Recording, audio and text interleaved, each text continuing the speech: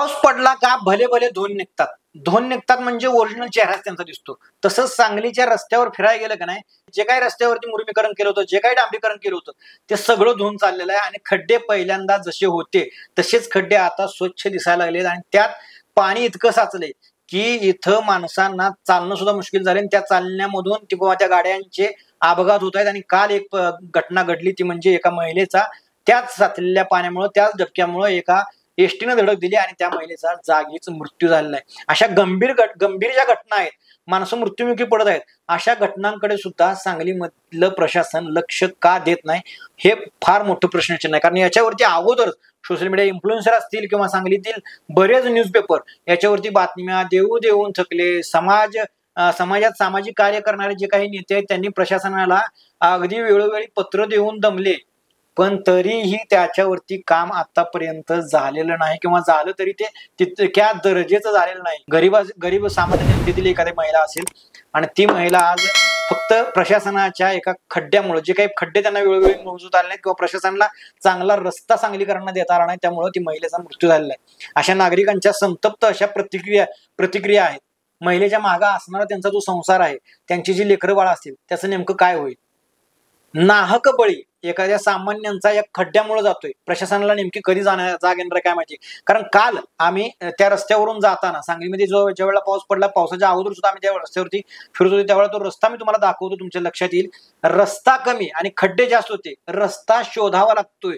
तुम्ही दुर्बीण घेऊन जरी बाहेर पडला तर तुम्हाला रस्ता दिसत नाही, खड्डे दिसत आहेत. आणि हे खड्डे गावाकडं बैलगाड्यांच्या शर्यती होतात, त्या शर्यतीत सुद्धा बैलगाड्यांसाठी चांगला रस्ता बनवला जातोय.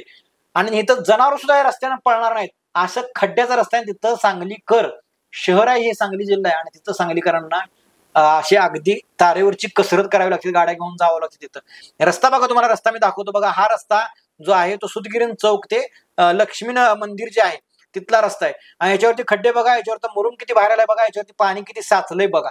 तुम्हाला त्याच्यावरून लक्षात येईल की आपण खरंच रस्त्यावरून चाललोय का हा रस्ता नाही, आपण खड्ड्यातनं चाललोय, कुठेतरी खेडेगावात एखादा पांदीतला रस्ता आहे असं इथं वाटतंय.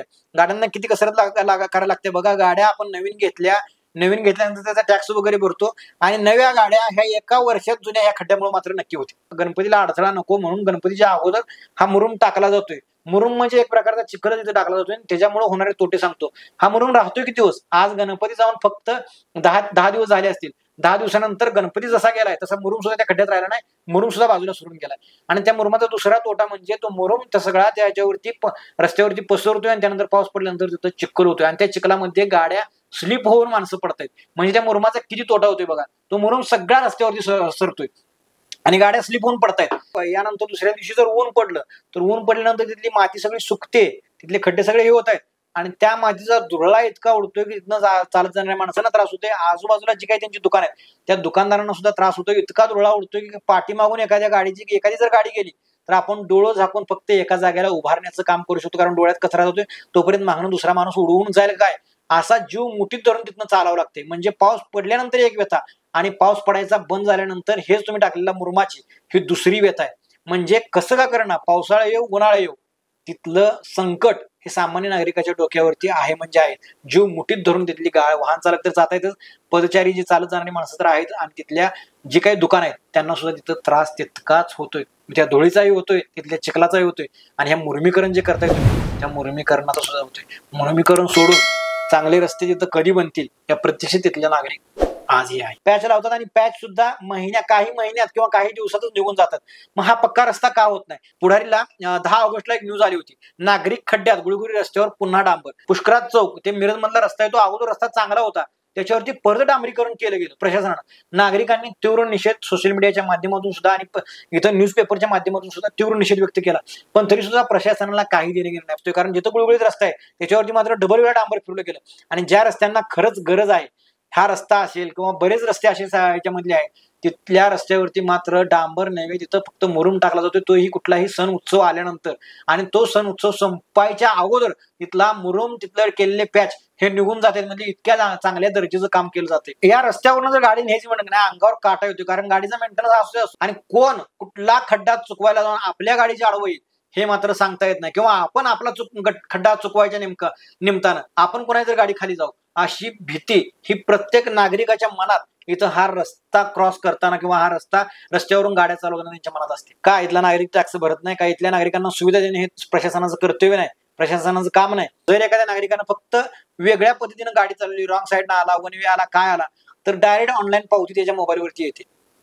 मग हे रस्ते तुम्ही असे देताय, मग ह्याची पावती कुणाच्या मोबाईलवरती गेली पाहिजे, ह्याचा दंड कुणाकडून वसूल करणार आहे प्रशासन, आणि का करत नाही हा केला पाहिजे. तुमच्या सीसीटीव्ही कॅमेऱ्यामध्ये हे रस्ते तुम्हाला दिसत नाहीत, इतके खड्डे दिसत नाहीत. माणसं नागरिक जे जाताना त्या रस्त्यावरती कसरत करतायत, की त्यांना त्रास होतोय, हे तुम्हाला कधी दिसत नाही त्या सीसीटीव्ही मधून. सीसीटीव्ही राहू द्या, प्रशासनाच्या सुद्धा गाड्याच्यावरून जातात पण त्यांना सुद्धा ते दिसत नाही, किंवा त्याच्यावरती सुद्धा ते प्रशासन बोलताना दिसत. विजयनगर ते कुपवाडा जो जाणारा रस्ता आहे, तो रस्ता तर अगोदर पहिल्यापासूनच खराब आहे, पण पाऊस पडल्यानंतर बघा तिथं पाणी नाही साचत, तिथं कृष्णामाया उतरते, तिथं तळा उतरते, त्यामधून टू व्हीलर जाण्याच्याच बंद होत आहेत.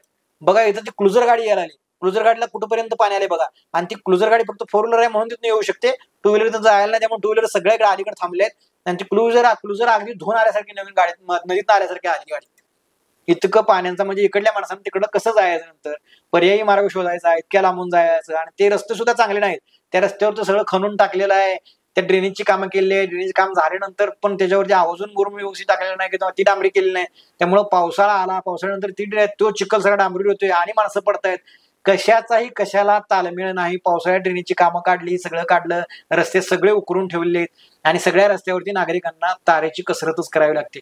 प्रशासन हे पावसाळ्याच्या अगोदर का करत नाही, याच्यावरती का नियोजन करत नाही, किंवा याच्यावरती नियोजन करायला प्रशासनाला इतका का वेळ लागतो, कारण पावसाळा संपत आला तरी सुद्धा अजून कामं होत नाहीत रस्त्यांची.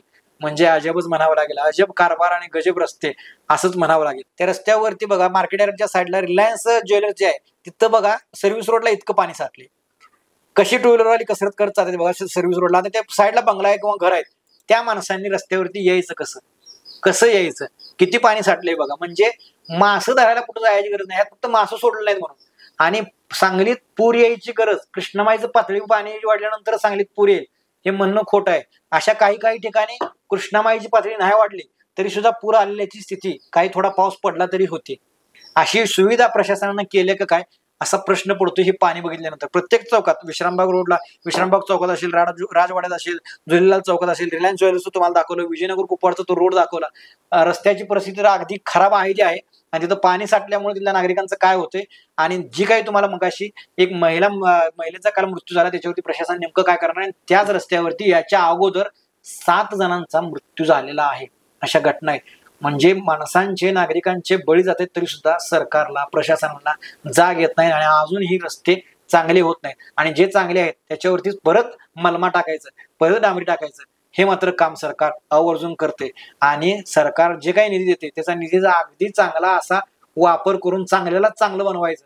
परत जिथं गरज आहे तिथं मात्र वापरायचं नाही. ह्या सगळ्या त्यांच्या आंधळ्या कारभारालाच असं म्हणतात की आंधळं दळतं आणि कुत्रं पीठ खातं. खरं तर आंधळं दळून मरल आणि कुत्रं पीठ खाऊन माजायला लागले, आणि सामान्य जनता मात्र यात भरडली जाते. थोडा पाऊस पडल्यानंतर जे काही चौकातनी पाणी साठते त्याच्यावरती कधी काम करणार आणि खड्डे कधी मुजवणार, आणि ही जी काही माणसं, ही जी काही सामान्य जनता भरडली जाते, त्या अपघातामधून काही जणांचा मृत्यू जातोय, हे कधी थांबणार या प्रतीक्षेत मात्र आजही सांगलीकर आहेत. याबद्दल तुमच्या काही प्रतिक्रिया असतील तर त्या नक्की कळवा, कारण हा त्रास सामान्यांनाच होतोय, नेत्यांना, प्रशासनाला होत नाही, कारण त्यांच्या बुडाखाली फॉर्च्युनर गाड्या आणि मोठमोठ्या आलिशान गाड्या आहेत. सामान्यांना त्रास होते. त्यामुळे सामान्यांच्या प्रतिक्रिया उघडपणे तुमचं परखड मत कसं असेल तसं कमेंटमध्ये नक्कीच मांडा. तुम्ही कधी या रस्त्यावरून गेलाय का, तुम्हाला काय त्रास झाला हे तुमचे अनुभव सुद्धा शेअर करायला कमेंटमध्ये विसरू नका. आणि हा व्हिडिओ जास्तीत जास्त सांगलीकरांना शेअर करा.